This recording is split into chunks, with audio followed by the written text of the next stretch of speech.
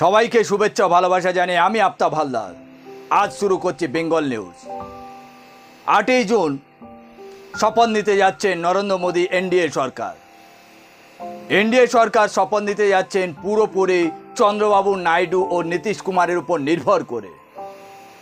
কিছুদিন আগে নরেন্দ্র মোদী এদেরকে গালিগালাজ দিয়েছিলেন। আজকের অনুষ্ঠানে দুটো বিষয় আপনাদের সামনে তুলে ধরব। এক হচ্ছে বিজেপি একক সংখ্যাগরিষ্ঠতা থেকে অনেক দূরে। 2, প্রধানমন্ত্রী নিজেই হেরেছেন, সেটাই আপনাদের কাছে আজকে তুলে ধরব। কেন হেরেছেন, কিসের ভিত্তিতে আমি বলছি হেরেছেন? নৈতিক পরাজয় হয়েছে প্রধানমন্ত্রীর। অবাক হচ্ছেন তাই না? এবার চলুন কারণটা বলি আপনাদের। বিজেপি 240টা সিটে দম আটকে গেছে। গুজরাটে বিরোধীদের লড়তে দেয়নি, তারপরেও গুজরাটে একটা আসন কংগ্রেস পেয়েছে। মধ্যপ্রদেশে বিরোধীদের সেভাবে লড়তে দেওয়া হয়নি, তাই ওখানে বিজেপি পুরো সিট জিতে এসছে।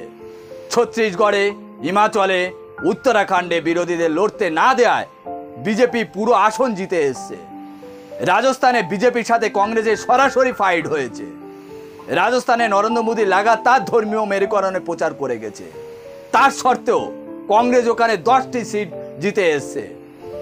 হিমাচল, মধ্যপ্রদেশ, উত্তরাখণ্ড, গুজরাটে যদি বিরোধীদের লড়াই করার সুযোগ করে দিত, তাহলে বিরোধীরা ওখানে ভালোই ফল করত। এখন বিজেপির 240টা আসন থেকে নেমে 220টার কাছে চলে আসতো। প্রধানমন্ত্রীকে বলছি, আপনি নিজে হেরেছেন, নৈতিক হার হয়েছে আপনাকে। কারণ আপনি নিজে 60 থেকে 70 বার প্রচার করেছেন মোদি গ্যারান্টি নিয়ে। প্রধানমন্ত্রীর কাছে এজেন্সি আছে, প্রধানমন্ত্রীর কাছে প্রচুর পয়সা আছে। কংগ্রেসকে কাঙাল করে দিয়েছে, ভোটে লড়ার মতো তাদের কাছে টাকাও পর্যন্ত ছিল না। দুটো মুখ্যমন্ত্রীকে জেলে পাঠিয়েছেন, আর টোটাল টিভি চ্যানেলগুলোতে মোদির জয়ের ধ্বনি দিয়ে যাচ্ছে। গতি মিডিয়া শুধু প্রধানমন্ত্রীর হয়ে ভালো ভালো কথা বলে গেছে। সারা দেশে প্রধানমন্ত্রীর ছবি, হোর্ডিং, চ্যানেলে প্রধানমন্ত্রীর বিজ্ঞাপন, সমস্ত নিউজ পেপারে প্রধানমন্ত্রীর বিজ্ঞাপন, সমস্ত পেট্রোল পাম্পে প্রধানমন্ত্রীর ছবি নিয়ে বিজ্ঞাপন, সমস্ত জায়গায় প্রধানমন্ত্রীর ছবি দিয়ে বিজ্ঞাপন দিয়েছেন।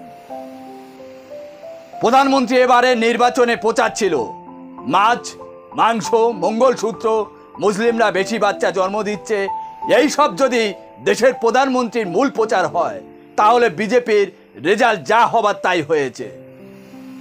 মোদির মন্ত্রিসভায় থেকে মন্ত্রীরা হেরেছেন। মোদির মন্ত্রীরা স্মৃতি ইরানি, অজয় মিশ্রা ট্রেনি, অর্জুন মুন্ডা, কৈলাস চৌধুরী, সঞ্জীব বালান, মহেন্দ্রনাথ পাণ্ডে, রাজীব চন্দ্রশেখর, ভানুপ্রতাপ সিং, বি মুরলীধর, সুভাষ সরকার, নিশীথ প্রামাণিক, এরা সবাই মোদির মন্ত্রিসভার মন্ত্রী ছিলেন। মোদিজি এই মন্ত্রীরা হেরেছেন, তাহলে আপনার হার হলো না নাকি হয়নি? আপনি বলুন। কংগ্রেসে রাহুল গান্ধী যখন রায়বেরিলিতে নির্বাচনে লড়ছেন, তখন প্রধানমন্ত্রী রাহুলের উদ্দেশ্যে বলতে শোনা গিয়েছে, ডরো মত, ডরো মত। ওই রাহুল গান্ধীর পরিবার স্মৃতি ইরানিকে হারিয়েছে।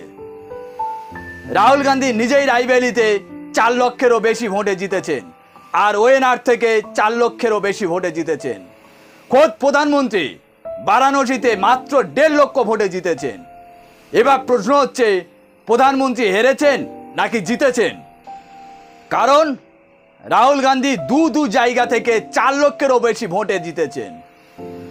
অযোধ্যাকে সামনে রেখে প্রধানমন্ত্রী ভোট লড়তে চেয়েছেন। উত্তরপ্রদেশে মুখ্যমন্ত্রী যোগী আর প্রধানমন্ত্রী তাড়াহুড়ো করে রামের প্রাণ প্রতিষ্ঠা উদ্ঘাটন করে ভোট ময়দানে নেমেছেন। তাতে কি বিজেপির কাছে ভোটের ফল ভালো হয়েছে? এক কথায় হচ্ছে না। মণিপুরে ডবল ইঞ্জিনের সরকার, যেখানে কংগ্রেস সেখানে দুটো আসনে জিতে এসছে। মণিপুরে এত কিছু হওয়ার সত্ত্বেও ওখানে মুখ্যমন্ত্রীকে সরায়নি। এত কিছু শোনার পরও বন্ধুরা, আপনারা বলুন, প্রধানমন্ত্রী নৈতিক পরাজয় হয়েছে কিনা? আজ এখানে শেষ করছি। আপনারা ভালো থাকবেন, সুস্থ থাকবেন। Tata, bye bye.